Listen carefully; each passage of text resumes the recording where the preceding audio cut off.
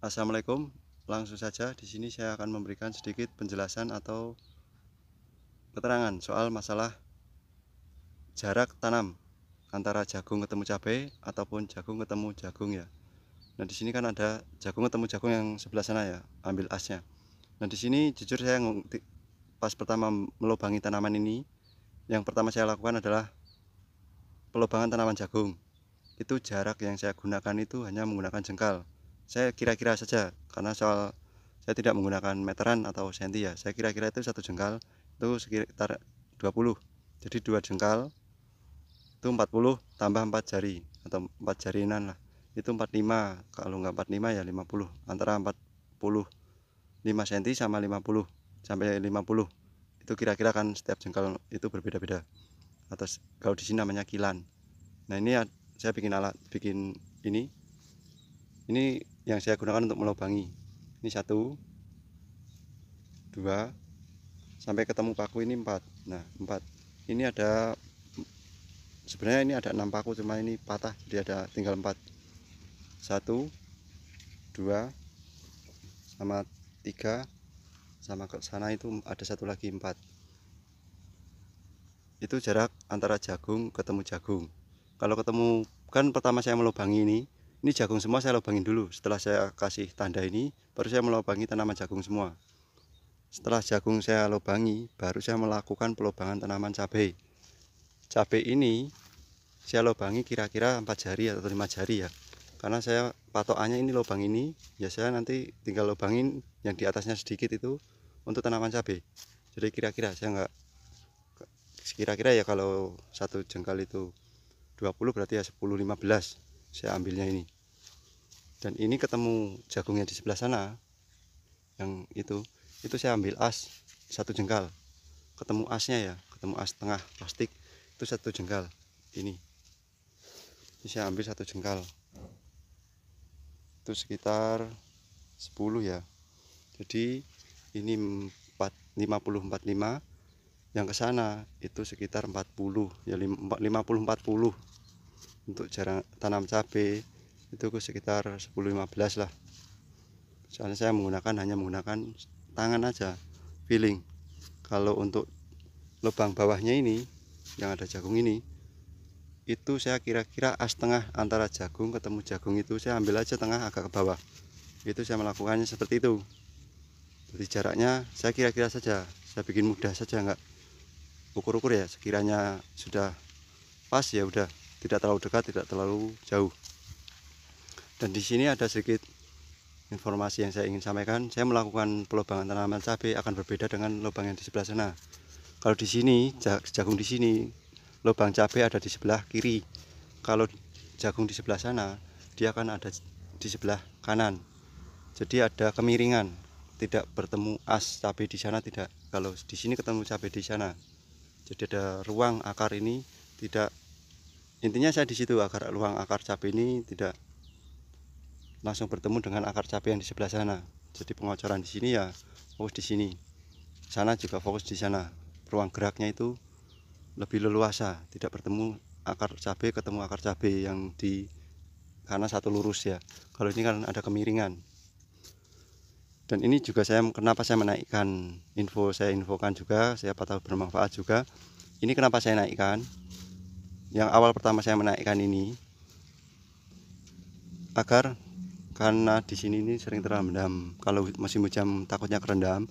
Jadi ini saya naikkan lubang tanam cabai ini. Dulu saya melakukan lahan pertama itu kan satu lurus cabai di sini. Pas saya lihat terendam, cabai terendam, jagung terendam, ini saya agak naikkan. Intinya di situ agar sewaktu ada debit air masuk ini tinggi, cabai ini agak ke atas. Jadi kalau kerendam itu jagung dulu sebelum tanaman cabai. Itu intinya. Yang kedua, saat saya melakukan kocor, karena dulu saya melakukan kocor itu masih kecil, tanaman cabai ini kecil, pecah kecambah itu saya tanam. Saya takutnya saya melakukan kocor, itu air kocor itu kan mengalir. Takutnya aliran pupuk kocor jagung ini mengalir ke tanaman cabai yang masih kecil. Saya antisipasinya ini, kalau nanam tanaman cabai saya jarang melakukan kocor di lubang tanam cabai. Saya akan melakukan lubang kocor ini di tanaman jagung ini. Kalau kecil masih sekiranya umur berapa bulan itu saya akan kocor. Cuma nanti waktu sudah segini saya tidak melakukan kocor untuk di tanaman cabai. Saya menjaga perakaran tanaman cabai. Ya di sini saya berprinsip pangkal akar tanaman cabai ini sensitif. Residu kimia ataupun apa itu sensitif ya. Nah, nanti takutnya terjadi kelembapan tinggi akibat pupuk-pupuk. Perakaran kan pangkal. Kalau di sini kan tidak berpengaruh pada pangkal batang cabai itu sendiri. Kalau pupuk yang kita berikan kocor di sini pas sesuai, itu mungkin langsung diserap. Tapi kalau berlebihan melampaui batas, nah takutnya itu terjadi kelembapan tinggi. Nah, pangkal batang itu kalau ada kerusakan, jamur itu yang pertama menjadi busuk akar, busuk batang, yang lain-lain itu. Kalau faktor luar kan kelembapan udara, kalau faktor dalam kan perakaran itu. Jadi saya lakukan kocor. Kenapa sebabnya saya melakukan agak saya naikkan? Kalau saya mengocor tanaman jagung ini, alir ini kan akan mengalir, dalam artian menyebar. Pasti akan turun dong, tidak akan naik. Nah, dia biar menyebar, tidak sampai ke pangkal batang tanaman cabai. Kalau saya taruh di agak bawahnya sini atau di tengah sini, dia menyebar, mengalir. Takutnya ada kemiringan, dia masuk ke lubang tanaman cabai. Yang saya alami, saya melakukan seperti itu. Pertumbuhan tanaman cabai ini alhamdulillah kekuatan untuk tahan hidupnya itu lebih tinggi. Jadi umur berapa yang biasa saya lakukan seperti ini, ketahanan hidupnya itu lebih tinggi. Maksudnya satu tahun itu masih berbuah. Saya melihat itu. Jadi saya melakukan perubahan ini. Jadi situ saya melakukan perubahan cara berpikir ya, di situ saya melakukannya. Karena saya melihat sendiri, maksudnya saya sudah mulai tanamkan cara yang seperti itu, alhamdulillah hasilnya di tanaman cabai itu ada efek bagusnya. Saat saya melakukan pengocoran di tanaman jagung ini juga, air kan menyebar atau mengalir. Soal dia itu jauh, maksudnya dalam artian unsur hara yang mau dia capai itu jauh.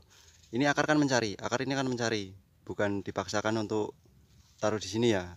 Itu mungkin sistem saya seperti itu. Jadi kalau saya kocor di sini, biarkan di akar ini mencari, karena sistem akar. Lebih baik saya menjaga perakaran pangkal batang akar di sini nih, karena kelembapannya kan berpengaruh banget pada daya tahan tubuh tanaman cabai ini. Jadi saya melakukan kocor ya di sini. Soal makanan agak jauh ya, biar akar mencari, karena dia hidup itu dia mencari. Dia akan mencari unsur hara apa yang dia butuhkan, dia akan mencari, menyebar. Daripada saya paksakan di sini. Nah, mungkin itu informasinya, sekian dulu. Kalau jika ada pertanyaan silahkan tanyakan. Insya Allah saya akan menjawab apa yang saya praktekkan ini. Semoga bermanfaat. Terima kasih.